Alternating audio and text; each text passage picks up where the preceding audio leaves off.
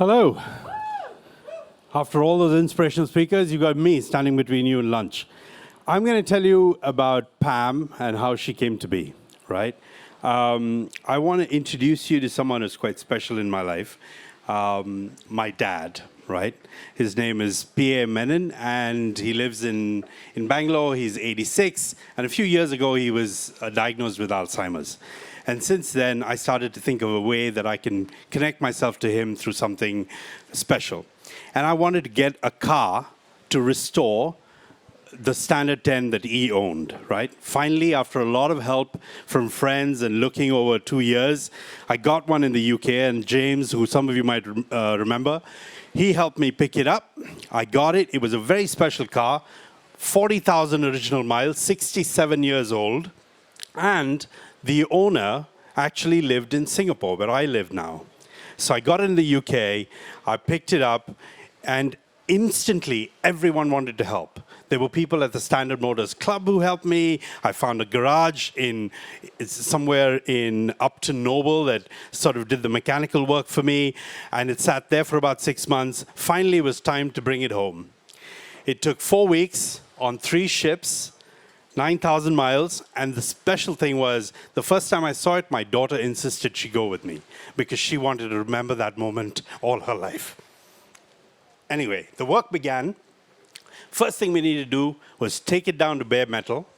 I actually had to pull it into shape because cars weren't made very well in Coventry in the 1950s, right? But it was a long road. It went through tons of paint work. Trying to get parts for a 67-year-old car is hard. Everything from a transmission pin to a carb. I was buying it from all over the world. People were helping. One special story I want to tell you about was that mascot. It turns out that my dad had an accident, and that had been changed, and I didn't know where it was from. A man in the US found an Oldsmobile Rocket 88 mascot and sent it to me without me asking, right? Everyone wanted to help. The Singapore LTA finally came. It was the only car in Singapore, so there was a 100-point checklist that I had to satisfy. But I managed to do the little things they needed. And in return, they made it very special.